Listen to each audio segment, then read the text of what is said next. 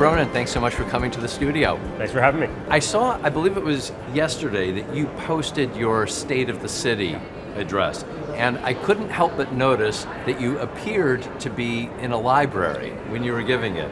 Why is that the location you chose? Well, for a whole bunch of reasons.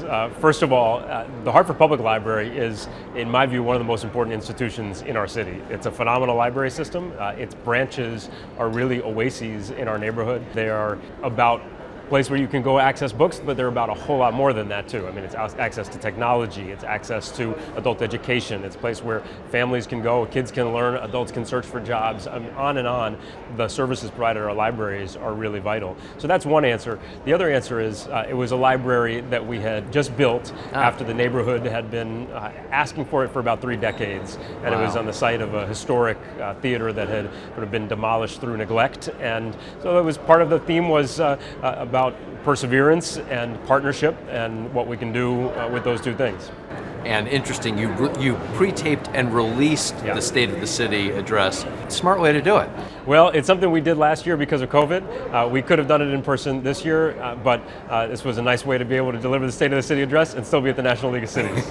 You finally figured out what we all look for. That's right. How can we be two places at once? Exactly. What is the state of early childhood learning in Hartford? Hartford has been a real early leader when it comes to early childhood. You know, I am grateful to my predecessors who really focused on this area for a while. So we've got a great team that manifests itself in a lot of ways. I mean, one, we have a pretty extensive network of early learning centers throughout the city that the city operates or contracts out. We've also been working hard to try to identify best practices and bring them to Hartford. The Providence Talks program was a great example of an innovative way to use technology to help increase the number of words the kids were hearing from their caretakers and family. So we adopted that, brought it to Hartford, and call it Hartford Talks. We're not above stealing good stuff, and we're constantly looking for ways to do more in this space. You know, the other thing that I would say is we're really focused on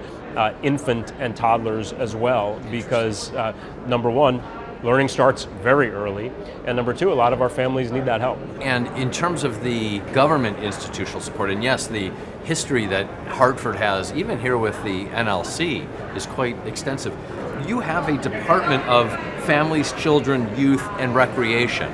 We have a Department of Families, Children, Youth, and Recreation, and within that department, we have a division that is specifically focused on early child development. Hey, did you inherit that, or I did. I inherited the broader Office of Families, Children, Youth, and Recreation, and we've really built up that focus on early childhood. What inspired you to build that up?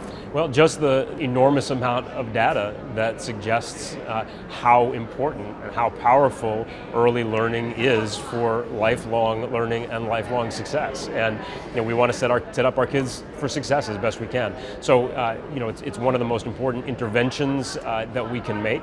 And like I said, we, like any community, have a long way to go and a lot more to do. Sure. But our team works awfully hard, and I think they're one of the more innovative and certainly committed teams around. Any insights, lessons you can give around coordinating across private and public sector to be doing what you are talking about, to have so many years in your city of commitment to early learning? Business must be involved. Yeah, our business community is involved, and they're very supportive.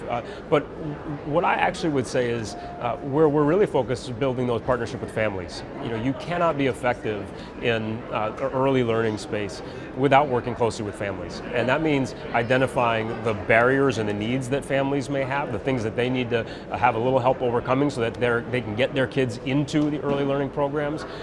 It also means trying to change the mindset about early learning so that it's not seen as a form of childcare, but really seen as fundamental to a child's education. That's something that we really focus on and have really worked hard to communicate and build partnership with our family. It is so much more than just childcare. Right. What is the Hartford Unity Grant? Hartford Unity Grant is one of a number of initiatives that we are funding with our American Rescue Plan resources, and it's geared toward young people in our community and trying to make sure that they are getting connected to mentors, to coaches, to sports programs, to a whole lot of fun after everything they've been through over the last couple of years. So we've already given out about $1.5 million to 68 youth-serving organizations around the city of Hartford, but we set aside $7.5 million for this Unity Grant program, and we're reviewing the newest applications now.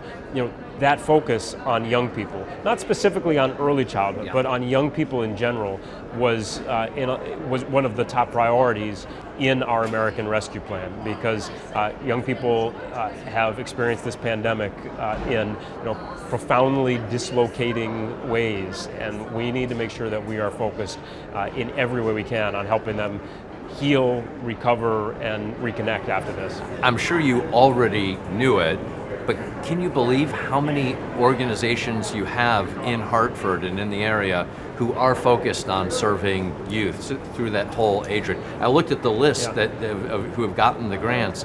It's kind of an embarrassment of riches. We're blessed to have a tremendous number of organizations that are doing great work.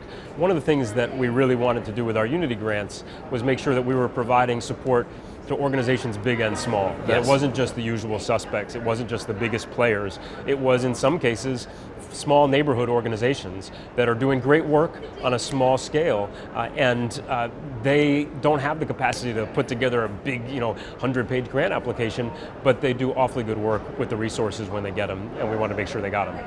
What's next? What's next for Hartford, specifically around early learning? Well, I think that a couple of things. First of all, we want to continue to focus on quality. It's not just about getting young people into the classroom. It's also about making sure that we are making that early learning experience as effective an educational experience as possible. And so we study closely the results that we have, and we've also partnered with the National League of Cities to look at the pipeline of early learning educators and look at compensation issues, because there have been long-standing challenges in that area across the country. Compensation is not high enough. Amounts budgeted are not big enough. That's including in Hartford. And so the first thing was to look in the mirror and see what wasn't working, and then try to get better at building a system that attracts, recruits, and retains great talent to deliver quality education to our kids. And I think it's important that that be a national priority. No shortage of challenges or opportunities. That's right. Mayor Bronin, thank you. Thank you for joining us in the studio. Thanks for having me.